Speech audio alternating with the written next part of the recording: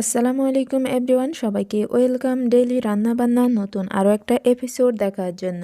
আজ আপনাদের সাথে শেয়ার করব চিকেন পিৎজা। খুব সহজভাবে এটা তৈরি করতে পারবেন। তৈরি করার প্রসেস খুবই সহজ আর খেতেও আলহামদুলিল্লাহ দারুণ মজার। তাই আশা করি প্রতিবারের মতন আজকের রেসিপিও আপনাদের ভালো লাগবে। আর কীভাবে পারফেক্ট পিৎজা তৈরি করবেন তার সকল রকমের টিপস আজ আপনাদের সাথে শেয়ার করলাম। তাহলে চলেন শুরু করা যাক। এর জন্য প্রথমে একটা মিক্সিং বলের মধ্যে হাফ কাপ পরিমাণের কুসুম গরম পানি নিয়ে নিলাম। ঠান্ডা পানি হলে হবে না, আবার অতিরিক্ত গরম পানি হলেও হবে না। এর মধ্যে দিয়ে দিলাম 1 চা চামচ পরিমাণের চিনি। চিনিটা দিয়ে দেওয়ার পর একটু মিশিয়ে নিচ্ছি।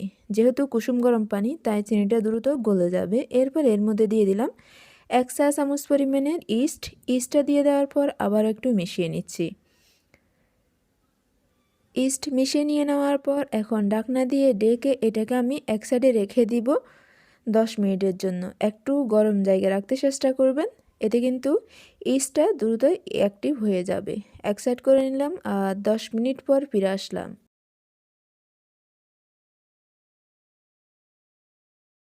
ঢাকনাটা খুলে নিলাম আর ইস্টটা কিন্তু অ্যাক্টিভ হয়ে গেছে। এখন এটাকে একটু মিশিয়ে নিলাম। মিশিয়ে নিয়ে নেওয়ার পর এখন এর মধ্যে দিয়ে দিচ্ছি লবণ। লবণটা কিন্তু প্রথমে দেওয়া যাবে না। লবণটা দিয়ে দেওয়ার পর লবণটাকেও একটু মিশিয়ে নিব।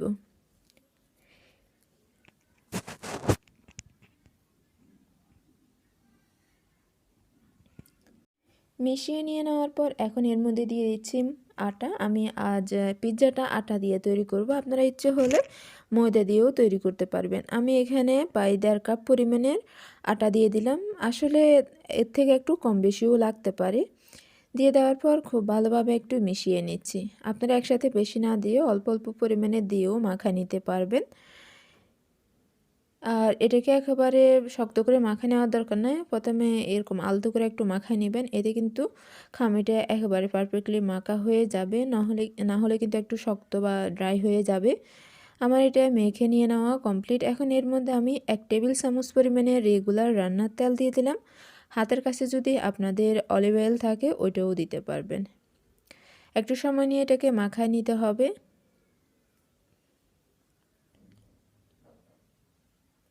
মাখায় নিয়ে নেওয়া কমপ্লিট। এখন ঢাকনা দিয়ে ডেকে এটাকে এক সাইডে রেখে দিব 1 ঘন্টার জন্য।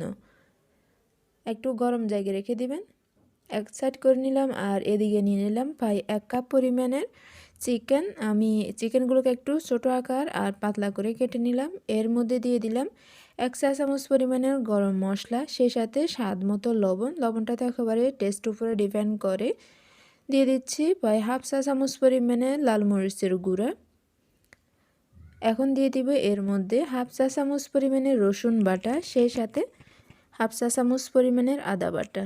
দিয়ে দেওয়ার পর সব কিছুকে খুব ভালোভাবে মাখায় নিব।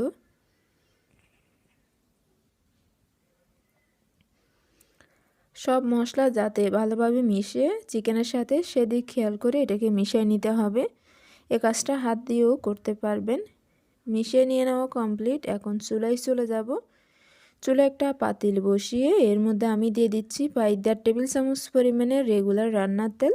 ইচ্ছে হলে এখানে অলিভ অয়েলও ব্যবহার করতে পারবেন। তেলটা হালকা গরম করে এর মধ্যে আমি যে চিকেনগুলো মশলার সাথে মাখায় রাখছিলাম ওটা দিয়ে দিচ্ছি। এখন চুলার আঁচটাকে মিডিয়াম থেকে কমিয়ে রেখে এগুলোকে ভেজে নিব।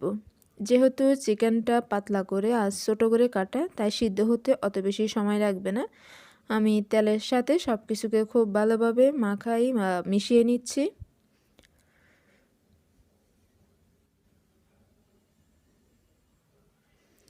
মিশিয়ে নিয়ে নেওয়া কমপ্লিট। এখন চুলার আঁচটাকে মিডিয়াম থেকে কমে রেখে এটাকে ঢাকনা দিয়ে রেখে দিব প্রায় 3 মিনিটের মতন। সিদ্ধ হতে অত বেশি সময় লাগবে না।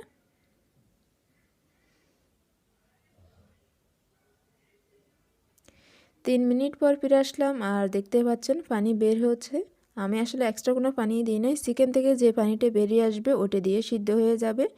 এখন চুলার আঁচটাকে মিডিয়ামে রেখে অনবরত নেড়ে চেড়ে এটাকে আমি একটু ড্রাই করে নিলাম আর চেক করে নিলাম এটা সিদ্ধ হয়েছে কিনা। চিকেনটা কিন্তু সিদ্ধ হয়ে গেছে। এখন এটাকে আমি নামিয়ে এক সাইডে রেখে দিব ঠান্ডা হওয়ার জন্য। অন্যদিকে আমি যে খামিটা রেস্টে রেখেছিলাম ওটাও 1 ঘন্টা পর ফিরে আসলাম আর এখন এটাকে হাত দিয়ে একটু মাখায় নিচ্ছি, প্রায় 2 মিনিট ধরে একটু মাখায় নিলেই হবে। হাতে যদি বেশি সময় থাকে তাহলে কিন্তু এটা আপনারা আরও 3-4 ঘন্টাও রেস্টে রাখতে পারবেন। এখন এটাকে আমি একটা রুটি তৈরি করে নিব।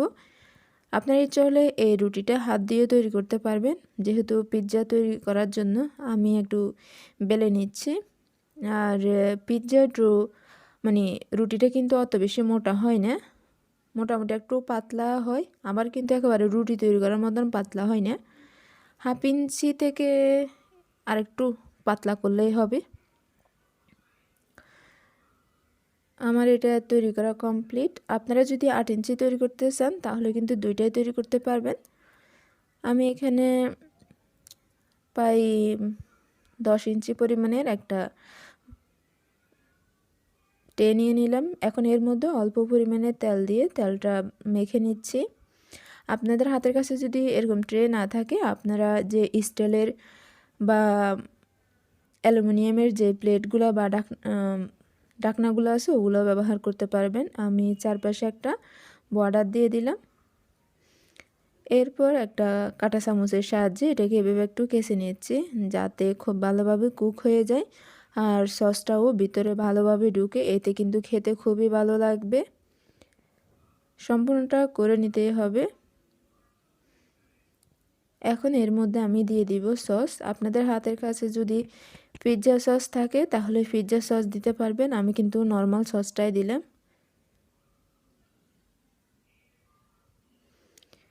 এখন এটাকে সম্পূর্ণ রুটির মধ্যে মেখে নিচ্ছি।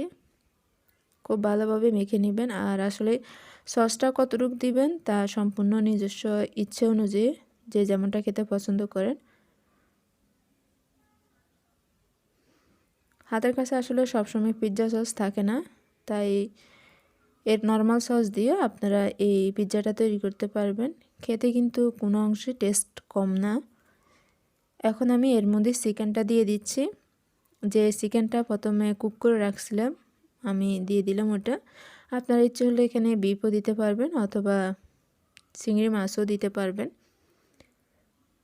আর যারা এমনি সবজি পিৎজা ভেজিটেবল মানে পিৎজা তৈরি করতে চান আপনারা এগুলো কোনো কিছু না দিয়ে পছন্দ অনুযায়ী কয়েকটা সবজি দিয়েও এই পিৎজাটা তৈরি করতে পারবেন।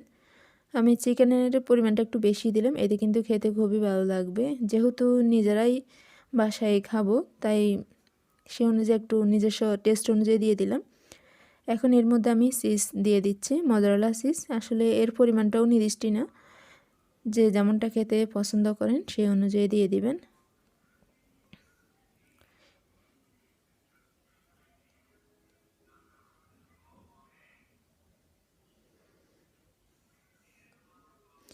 দিয়ে দেওয়াও কমপ্লিট। এখন এর মধ্যে আমি কিছুটা পেঁয়াজ দিয়ে দিচ্ছি। আমি পেঁয়াজগুলোকে একটু গোল করে কেটে নিলাম। এরপর এর মধ্যে দিয়ে দিলাম চিকেন সসেস। এটা অপশনাল, হাতের কাছে থাকলে দিবেন, না হলে কিন্তু বাদ দিতে পারবেন। এরপর দিয়ে দিচ্ছি ক্যাপসিকাম। আমি এখানে সবুজ কালারের ক্যাপসিকামটা ব্যবহার করলাম। আপনারা ইচ্ছে হলে ইয়েলো অথবা রেড কালার যেটা আছে ওটা ব্যবহার করতে পারবেন, হাতের কাছে না থাকলে বাদও দিতে পারবেন। এখন দিয়ে দিলাম ব্ল্যাক অলিভ। এগুলো আসলে সম্পূর্ণ অপশনাল, হাতের কাছে আপনাদের যেটা অ্যাভেলেবেল থাকবে আপনারা ওইটাই দিতে পারবেন। উপর দিয়ে আবার কিছুটা চিজ দিয়ে দিচ্ছি। আসলে চিজের পরিমাণ বা অন্যান্য যে সবজি বা অন্যান্য জিনিসের পরিমাণটা নির্দিষ্ট না, যে যেমনটা খেতে পছন্দ করেন সে অনুযায়ী দিয়ে দিলেই হবে। উপর দিয়ে লাগবে অরিগানো, এটা অবশ্যই দিবেন, এতে কিন্তু পিৎজার খুব সুন্দর একটা ফ্লেভার পাবেন। 1/4 চা চামচ পরিমাণে দিলেই হবে, বেশি দেওয়ার প্রয়োজন নয়। এটা যে কোনো ধরনের সুপার শপ অথবা বড় মুদির দোকানে পেয়ে যাবেন। এখন এটাকে বেক করে নেব। এটা চুলায় বেক করতে পারবেন, ইচ্ছে হলে ওভেনেও বেক করা যাবে।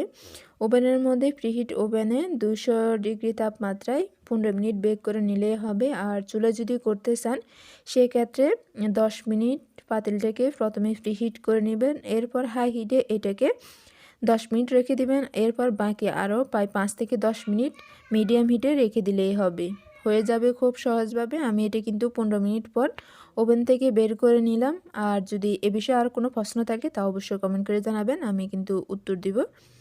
এখন এটাকে আপনি কেটে দেখিয়ে দিচ্ছি এটা কী পরিমাণ সফট বা পারফেক্টলি হলো, আর পিৎজার যে রুটিটা আছে ওটাও কী পরিমাণ পারফেক্ট হলো।